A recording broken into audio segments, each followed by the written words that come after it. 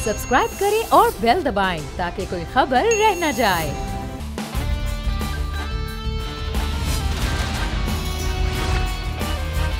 अस्सलामुअलैकुम। The special report with Mudassar Iqbal के साथ हाजिर खिदमत है। नाज़रीन, आज एक बड़ा अहम दिन पाकिस्तान के हवाले से है कि 10 साल सी पैक को हो गए, लेकिन इन 10 सालों में जिस तरह से सी पैक को आगे बढ़ना चाहिए था, अनफॉर्चुनेट पाकिस्तान में उस तरह से चीज़ें आगे नहीं बढ़ पाई, जिसका बरबला इजहार भी किया जाता रहा है। माजी में चाइना के जो एम्बेसडर्स थे उनकी जानिब से भी और जो ज़िम्मेदारान थे कि सी पैक जिस तेज़ी के साथ स्टार्ट हुआ वो मुकम्मल नहीं हुआ। लेकिन बहरहाल अब दोबारा से सी पैक पे मामलात भी अब बढ़ रहे हैं और 3 रोज़ा दौरे पर नायब वज़ीर आज़म ही लीफिंग इस वक्त पाकिस्तान में मौजूद है। पाकिस्तान का सिविल एजाज़ भी उन्हें दिया गया है। मुख्तलिफ आज मफाहमतों की याददाश्त पर दस्तखत भी हुए हैं। आपको एक रिपोर्ट दिखाते हैं, फिर मज़ीद बात करेंगे सी पैक पाकिस्तान के लिए किस तरह से मददगार हो सकता है और कैसे आगे बढ़ेगा तो पाकिस्तान तरक्की करेगा। पहले आपको एक रिपोर्ट दिखाते हैं। $1 मिलियन के मंसूबे सी पैक 1/2 मुकम्मल होने पर चीनी नायब वजीर आजम लीफिंग 3 रोजा दौरे पर पाकिस्तान में मौजूद हैं। दौरे के दौरान चीन के नायब वजीर आजम सी पैक की 10वीं सालगिरह की तकरीबात में बतौर मेहमान खुसूसी शिरकत करेंगे और सदर वजीर आजम से अहम उमूर पर मुलाकात भी करेंगे। पाकिस्तानी दफ्तर खारजा के मुताबिक लीफिंग का ये दौरा पाकिस्तान और चीन के दरमियान बाकायदा आला सतह के तबादलों और मुज़ाकरात का हिस्सा है। लीफिंग ने पाकिस्तान में सी पैक के मुतादिद मंसूबों की मंसूबाबंदी और उन पर अमल दरामद में आगाज से अहम किरदार अदा किया है। वजीर आजम शहबाज शरीफ ने भी बजरिए ट्वीट चीनी नायब वजीर आजम के दौरे पर खुशी का इजहार करते हुए इनका पुरतपाक खैर मकदम किया है। इधर वजीर खजाना इसाक डार ने बैंक ऑफ चाइना की इस्लामाबाद ब्रांच का इफ्तिताह किया। तकरीब से खिताब में उनका कहना था कि पाकिस्तान के माशी अशारिये बेहतरी की जानिब गामजन हैं। मुश्किल सूरत हाल में चीन ने पाकिस्तान की भरपूर माली मदद की। एक दिन चीनी करेंसी आलमी मुतबादिल करेंसी बन जाएगी। हमेशा मुश्किल वक्त पर साथ देने के लिए दिल की गहराइयों से चीनी हुक्काम का शुक्रिया अदा करता हूँ। तो ये सूरत हाल पे आपने रिपोर्ट देखी है। सी पैक के हवाले से हम बात करेंगे। हमारे साथ इस वक्त मौजूद हैं नज़ीर लगारी साहब, सीनियर सहाफ़ी तजयकार, एडिटर इन चीफ बोल। लगारी साहब, शुक्रिया आपके वक्त का। और हमें ज्वाइन किया है इस वक्त हसन हबीब साहब ने, साबिक सफ़ीर हैं और सी पैक के हवाले से स्टूडेंट्स को बड़ा उन्होंने इस पर बताया भी, पढ़ाया भी है। हसन हबीब साहब, आपसे आगाज़ करते हैं।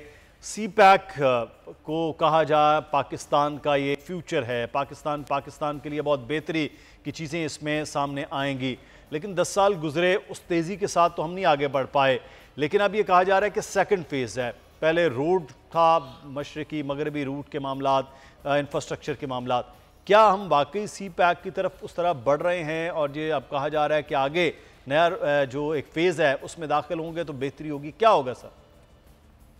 बहुत शुक्रिया। देखिए, आपकी बात बिल्कुल दुरुस्त है कि जिस रफ्तार से हमने सी पैक को चलाना था उसमें हम, मेरे ख्याल में, मैनेजमेंट में बहुत बुरी तरह नाकाम हुए हैं। लेकिन अब रिसेंट डेवलपमेंट में धाबी जी के करीब उन्होंने इंडस्ट्रियल जोन स्टार्ट कर दिया है। KPK में इंडस्ट्रियल जोन स्टार्ट है।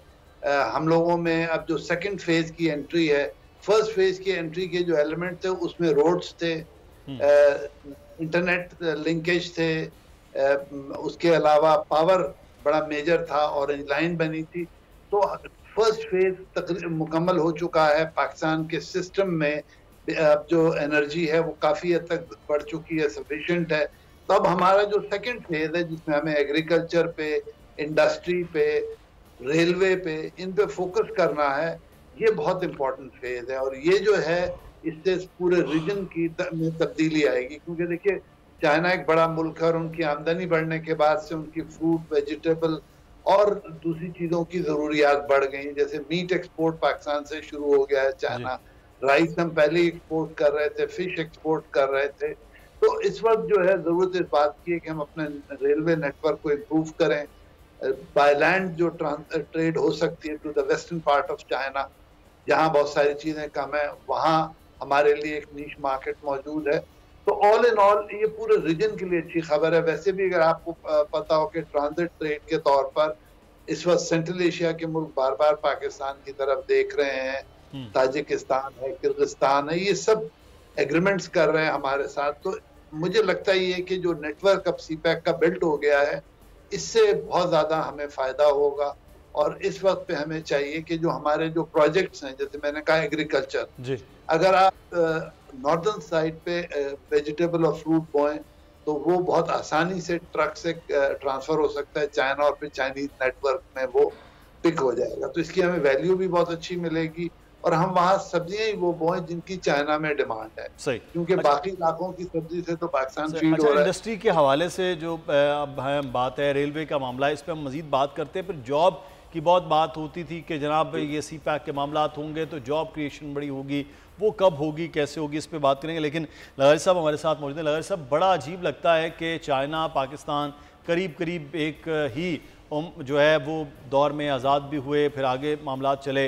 पाकिस्तान जो है वो इस वक्त दुनिया की 2 बड़ी economies, number 1 China, number 3 India के हमसाए में है, लेकिन हम चाइना हमारा दोस्त भी है, सपोर्टिव भी है, उसके बावजूद हम चीज़ें कर नहीं पाए हैं, सीख नहीं पाए हैं। तो वैसे ही कहते साया पड़ जाए तो बंदा सीख लेता है, तो यहाँ हम बिल्कुल बहुत पीछे हैं, और दीवार के उस तरफ चाइना को देखते हैं तो वो होशुबा तरक्की है। क्यों हम इस जगह आज खड़े हुए हैं? देखिए, एक बात तो ये है कि 1949 में हमारी आज़ादी के 2 साल बाद जी हाँ, चीन ने इनकलाब का तजर्बा किया, और इनकलाब का तजर्बा एक ऐसे ज़माने में हुआ जब चीन एक बड़ी जंग में, जापान के साथ एक बड़ी जंग में फंसा हुआ था, और ख़ुद एक बहुत बड़े प्रोसेस के बाद जो इनकलाब आया था वो उसका एक अपना बड़ा पस मंज़र है। फिर उसके पूरे के पूरे अरसे में जब इनकलाब चल रहा था और चलता रहा, और फिर कामयाबी से हमकिनार हुआ, और फिर आगे चलते चलते जब एक और दौर आया है जो सेकंड फेज़ था डेंग शाओपिंग का, वो एक और वो था, उन्होंने कहा कि जनाब हम अपनी प्रोडक्टिव फोर्सेस को एक्टिवेट कर रहे हैं, और हम चाइनीज कैरेक्टरिस्टिक के साथ हम अपने सोशलिज्म को और आगे लेकर जा रहे हैं। अच्छा, हमारा बिल्कुल दूसरा मामला है। हमारे यहाँ एक कॉलोनियल ढांचा मौजूद था। हमारे यहाँ आज़ादी के बाद हमारे जो सरबराहान थे या हमारी काबीना में जो अफराद थे, और वो तो वही आए जो जिद्दोजहद कर रहे थे पाकिस्तान के लिए, लेकिन हमारा स्ट्रक्चर जो था, स्टेट का स्ट्रक्चर जो था, वो वही का वही था जो कॉलोनियल था। इसलिए उसको हम चेंज किए बगैर ही हम उसके साथ चले हैं, तो हमें तो एक एक कदम पर ठोकरें खानी पड़ी हैं। और जो ब्यूरोक्रेटिक स्ट्रक्चर था उसके अंदर जो उसने सर्व करना था, मास्टर्स को सर्व करना था, कि कॉलोनियल मास्टर्स जो थे वो उसको सर्व करना था, उसका ढांचा बनाया इसलिए गया था, और वो नहीं को सर्व करता रहा। हमने इसको अपने मास्टर्स के साथ, अपने लोगों के साथ हम आहंग नहीं किया, और वो हुक्मरान जो थे हमारे, वो बिल्कुल एक अलग दुनिया के लोग रहे, और हमारी जो आम आदमी था वो अलग दुनिया का शख्स रहा है। ये 75 साल से यही चल रहा है। हमारा स्टेट स्ट्रक्चर जो है, हमारी रियासत का जो ढांचा है और उसके जो इदारे हैं, वो तालमेल नहीं कर सकें पाकिस्तान के लोगों के साथ, आम आदमी के साथ। सिंध, पंजाब, सरहद, खैबर पख्तूनख्वा और कश्मीर और गिलगित बल्तिस्तान और हर जगह के लोगों के साथ एक तालमेल नहीं हो सका उनका, और ये उनको अबलाग ही नहीं हो सका कि पाकिस्तान इंडिजीनियस तौर पर कितना ज़बरदस्त मुल्क है और इसके अंदर कितना बड़ा पोटेंशियल मौजूद है। असल में हम आपने अपना पोटेंशियल चीज़ें ला के तो यहाँ पर नाफिज करते रहे हैं, अपने लोगों के साथ जो कनेक्टिविटी लगारी साहब आप फरमा रहे हैं वो की होती तो शायद आज चीज़ें मुख्तलिफ होती कि किसका क्या है। इम्पोर्टेड पूरा एक थॉट है वो लाकर इधर इम्पोज किया जाता रहा, और उसके बाद उसके रिजल्ट्स निकालने की कोशिश होती है जो शायद ज़मीनी हक़ाइक़ से मुख्तलिफ हैं। इसमें हम बात करते लगारी साहब आपसे ना कि कौमें बनी कैसे हैं, ये ख़ास तौर पर चाइना के हवाले से। लेकिन एक चीज़ हसन हबीब साहब, मैं आपसे यहाँ पर ये जानना चाहूँगा कि ये बहुत ज़्यादा बात हुई कि जी जॉब्स क्रिएशन होंगी, पाकिस्तान में जो रोड्स बन रहे हैं इसके साथ अब इंडस्ट्री एक डेवलप होगी, पाकिस्तान की जो नौजवान पढ़ा लिखा ब्रेन ड्रेन हो रहा है वो यहाँ रुकेगा। वो ख्वाब कब तक होगा? क्योंकि एक पूरा डेकेड गुजर गया है सी पैक के हवाले से, लेकिन हम उस जगह पहुँचने में अभी बहुत दूर हैं।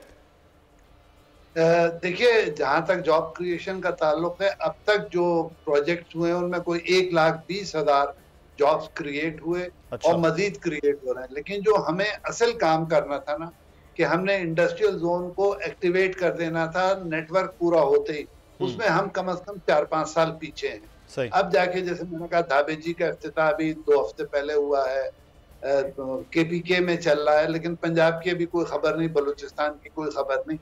तो जब तक आप चाइना की वो इंडस्ट्रीज जिनको हम सनसेट इंडस्ट्रीज कहते हैं, जिनको अब चलाना चीन में महंगा पड़ रहा है, और अगर हम पाकिस्तान लाएंगे तो हम उसको अपनी चीपर लेबर और चीपर इनपुट से चला सकते हैं, उस पर अभी तक कोई बात नहीं हुई। यानी अभी तक हमारे लोगों ने वो इंडस्ट्री मार्क भी नहीं की। इनफैक्ट पिछले महीने हम चाइनीज कौंसल जनरल से कराची में बात कर रहे थे इसी मौजू पे कि भाई आप हमें लिस्ट तो दें एक इंडस्ट्रीज की, ताकि हम उससे आगे चलें और आपके लिए यहाँ एक पार्टनर ढूंढें। तो इन कामों में क्योंकि हम सोचते, फिर देखिए हमारा रेलवे अपग्रेड करने का जो प्लान था उसमें कितना फर्क था। पहली दफा जब चीनियों ने कहा कि हम अपग्रेड करेंगे ML1 को, तो हमारे जो इंजीनियर्स का एस्टिमेट 6 बिलियन था, चीनी कहते थे उसमें 9 बिलियन लगेंगे। बजाय इसके कि उसको रिजॉल्व करते, हमने उसको छोड़ दिया। अब वही प्रोजेक्ट 20 बिलियन में होगा। सही। तो हमारी इंक्रीज कर रही है, हमारी नालायकी की वजह से, हमारी सुस्ती की वजह से हम इससे फायदा नहीं उठा पा रहे हैं। जैसे देखिए इस वक्त सोलर पूरे पाकिस्तान में क्रेज है, लेकिन जो लोंगी जो सबसे बड़ी चीनी कंपनी है वो धाबेजी में प्लांट लगाना चाहती है, अभी तक कोई प्लॉट नहीं है, अभी तक उस पर कोई फैसिलिटी नहीं है। तो जब तक ये नहीं होगा तो हम बना बनाया लेके आएंगे वहां से सोलर पैनल, तो हमारे यहाँ रोजगार क्रिएट। तो हमारी गवर्नमेंट को चाहिए कि इंडस्ट्रियल कोऑपरेशन में और इस पर ज्यादा फोकस करें, रेलवे के अपग्रेडेशन पे फोकस करें और कोशिश करें। हसन साहब, एक चीज, एक तासुर के हवाले से मैं चाहूंगा थोड़ा सा इस पे जरूर बात कीजिए। ये कहा जा रहा है कि शायद अगर वो इंडस्ट्री चाइना की इधर आके लगेगी तो हमारा जो इंडस्ट्रियलिस्ट है वो भी तबाह हो जाएगा और चाइना की जो मार्केट है वो पाकिस्तानियों को खा जाएगी। ये ऐसा कुछ है इस तरह अगर ये मामला हो? देखिए मैं इस बात को बिल्कुल नहीं मानता। मैं चाइना में भी रहा हूँ, दुनिया में बहुत सारे मुल्कों में रहा हूँ। आपको अपनी इंडस्ट्री को कम्पिटिटिव बनाना है। अगर आप इसी फरसूदा निजाम के तहत चलते रहेंगे तो फिर आपका कोई फ्यूचर नहीं। चाइना से जो इंडस्ट्री आएगी वो हमारे लिए चीज प्रोड्यूस करेगी, उसमें हमारी लोकल इंडस्ट्री को इनफैक्ट सपोर्ट आएगी। आप ये ना करें कि आंख बंद करके हर इंडस्ट्री उठा लें। ऐसी इंडस्ट्री उठाएं जो हमारी चलने वाली इंडस्ट्री को सपोर्ट करे। जैसे लाइट इंजीनियरिंग है, सही, पहले हमारी बहुत स्ट्रॉन्ग थी, अब नहीं है। इसी तरह ऑटो है, तो हम कोशिश करें वो इंडस्ट्रीज उठाएं जैसे जिसमें ट्रक बनाना है या बड़ी व्हीकल्स बनानी है।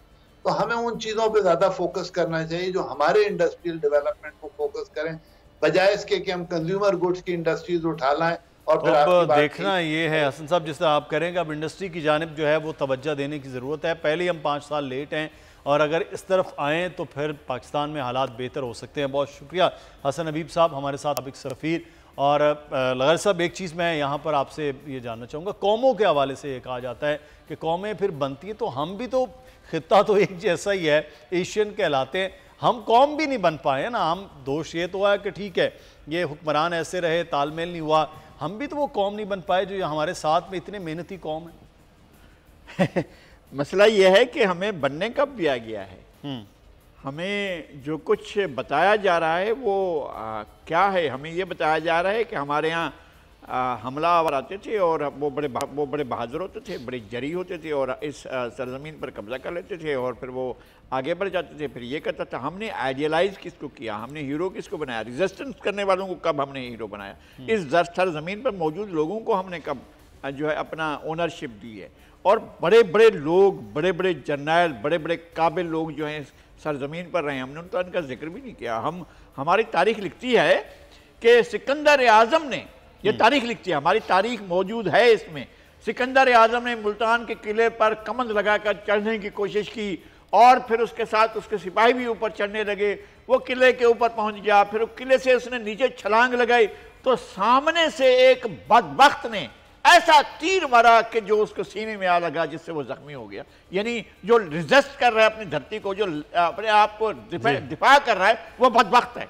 और जो हमलावर है, सिकंदर आज़म से क्या रिश्ता है उस तारीखदान का, उस मौरख का? सिकंदर आज़म के साथ उसका चरित्र, सिकंदर आज़म उसी जख्म से जाकर बाबर में फौत हो गया। यानी जिस मुल्तान के जिस बंदे ने किले में उसको जख्मी किया था, वो जाकर मुल्तान से बाहर जाकर बाबर में उसी जख्म से वो फौत हो गया। लेकिन हमारे यहाँ हमारा मौरख जो है उसको बदबख्त लिख रहा है। आपने अपने हीरो को कब ओनरशिप दी? कब आपने बताया दुनिया को कि जनाब वो हम थे जिन्होंने बाबर को, अपना सिकंदर आज़म को जो हमने जो है वो छठी का दूध याद दिला दिया था और हमने ही उसको जो है इस तरह जख्मी किया था कि वो भागकर वहाँ पहुँचा तो फौत हुआ। लेकिन मैं ये कहता हूँ कि ओवरऑल पाकिस्तान के लोगों को हमारी तारीख कब बढ़ाई गई, हमें कब बताया गया कि हम क्या थे?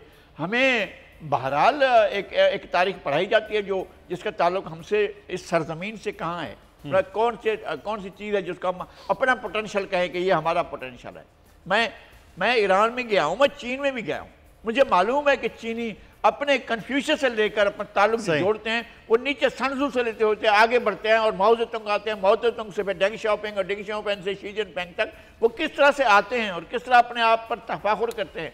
और हम जो है वो हमारे हीरोज़ क्या हैं और उनके हीरोज़ क्या हैं, हमें ये तो अलमिया रहा है। बहुत शुक्रिया नज़ीर लगारी साहब हमारे साथ मौजूद थे। कौम वो बनती तो ऐसे हैं कि मिलकर आगे बढ़ा जाए, लेकिन अफसोस है कि हमारी कौमों का के साथ हर दिन एक नया अलमिया होता है। गुज़श्ता रोज़ एक बड़ा सख्त दिन था बाजोड़ के हवाले से कि एक कन्वेंशन के अंदर धमाका और धमाके के बाद अब तक की इत्तलात के मुताबिक 54 जो अफराद है वो शहीद हो चुके हैं, मुतादिद अफराद 80 से ज़ायद वो ज़ख्मी हैं। सूरत हाल जानेंगे, ब्यूरो चीफ मौजूद हैं पेशावर से शराज साहब। शराज साहब, ये वाक़या और अब तक क्या डेवलपमेंट हुई हैं, क्या अपडेट्स हुई हैं इससे मुतालिक? जैसे मुदस्सिर आपने कहा तादाद का तो आपने बता दिया कि 54 शहीद हुए हैं बेगुनाह लोग जो इस जमीयत उलमा इस्लाम के कन्वेंशन के अंदर मौजूद थे। लेकिन असल मामला ये है कि ये हमले ज़्यादा क्यों हो रहे हैं और क्यों टारगेटिंग है। इससे पहले हमने देखा कि सिक्योरिटी फोर्सेस टारगेट थी। एक हफ्ता पिछले हफ्ते में 3 खुदकुश हमले हुए, तमाम के तमाम सिक्योरिटी फोर्सेस पर थे। पहले FC पे हुआ, उसके बाद पुलिस पे हुआ। ये खास जमात को क्यों निशाना बनाया गया? और अगर हम देखें तो जमीयत उलमा इस्लाम को ज़्यादातर जोड़ा भी जाता है कि इनका शायद तालिबान या उन मजहबी ग्रुपों के साथ ज़्यादा ताल्लुक है जो कि जिहादी माइंडसेट के हैं, लेकिन इसके बावजूद इन पर हमला हुआ। जो लेटेस्ट अभी तक डेवलपमेंट है वो ये सर के जो हमारे CTD के एडिशनल IG ऑपरेशन हैं शौकत अब्बास साहब, उन्होंने भी मीडिया को कहा कि जनाब वो उन लोगों तक पहुंच गए जो कि इस हमले के अंदर इन्वॉल्व थे और एक खास ग्रुप का जिक्र कर रहे हैं। हमारे ज़राए हम ये कहते हैं कि इशारा किया जा रहा है दाइश या ISS की तरफ, और वो उसकी 2-3 वजूहात बताई जा रही हैं। एक ये कि जमीयत उलमा इस्लाम के तकरीबन 19 के करीब जो उलमा और लीडर है वो टारगेट किलिंग में मारे गए बाजोड़ और इसके इर्द गिर्द कबायली इलाकों में। और जब इनसे बात भी हुई तो उनकी लीडरशिप ये कह रही है कि जानबूझ के टारगेट किया जा रहा है। एक वजह तो ये है कि दाइश अफगानिस्तान के कुनड़ सूबे के अंदर जब मौजूद थी तो यहाँ बाजोड़ से अक्सर वो जंगजू और वो लोग जिनका जमीयत उलमा इस्लाम के साथ एफिलिएशन थी वो उनके खिलाफ लड़े और उन्हें अफगान तालिबान के साथ मिलकर इस खित्ते से निकाला। एक तो शायद वो गुस्सा है। दूसरा टारगेटेड जो जमीयत उलमा इस्लाम के लीडरशिप का मौके पर है कि शायद इलेक्शन में उनकी जमात को अंडरमाइन करने के लिए इस किस्म के हमले हो रहे हैं। और बाकायदा उन्होंने जो है प्राइम मिनिस्टर से डिमांड भी की कि इनको रोका जाना चाहिए, लेकिन इसके साथ साथ उन्होंने वर्कर्स को काम रहने का भी कहा।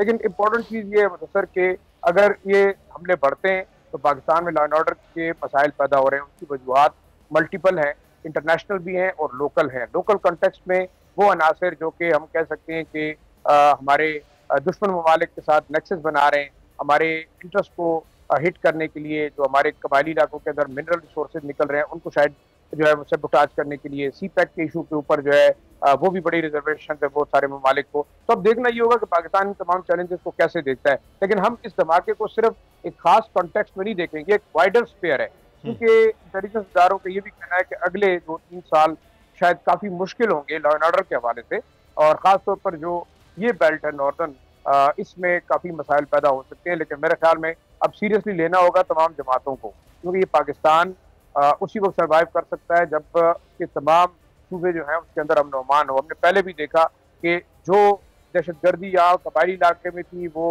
बंदोबस्ती इलाके में आई और वहाँ से इस्लामाबाद, कराची और लाहौर तक गई। तो मेरे ख्याल में ये दोबारा ये गलती ना तो हुकूमतों को रिपीट करनी चाहिए, ना सियासी जमातों को, और ना सिक्योरिटी फोर्सेस को कोई नया एक्सपेरिमेंट जो है इस खत्ते में करना चाहिए। सर बिल्कुल, ये एक बड़ा अहम पॉइंट है कि इस वक्त इन चीज़ों को बड़ा सीरियसली लेना होगा। आगे इलेक्शन है और मामला जो आप बात कर रहे हैं कि 2-2.5 साल अगले खासे लॉ एंड ऑर्डर की सिचुएशन के हवाले से मुश्किल है। बहुत शुक्रिया ज़ाहिर शराजी साहब हमारे साथ चीफ पेशावर। हमें यहाँ पर नाज़रीन एक ब्रेक लेना, ब्रेक के बाद वापस आएंगे, फिर मज़ीद बात होगी अदालतों के मामला के हवाले से।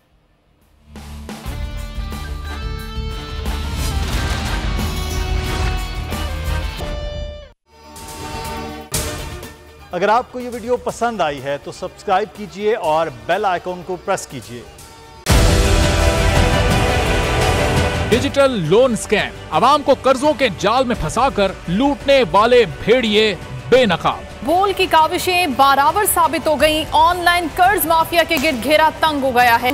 बोल ने दिया अपने अवाम का साथ, उठाई इस स्कैम के खिलाफ आवाज। बोल की डिजिटल लोन स्कैम के खिलाफ आगाही मुहिम की सबसे बड़ी ट्रांसमिशन 59% अवाम ने देखी अपनी स्क्रीन पर, क्योंकि बोल है पाकिस्तान का नंबर 1 न्यूज चैनल। सब्सक्राइब करें और बेल दबाएं ताकि कोई खबर रह न जाए।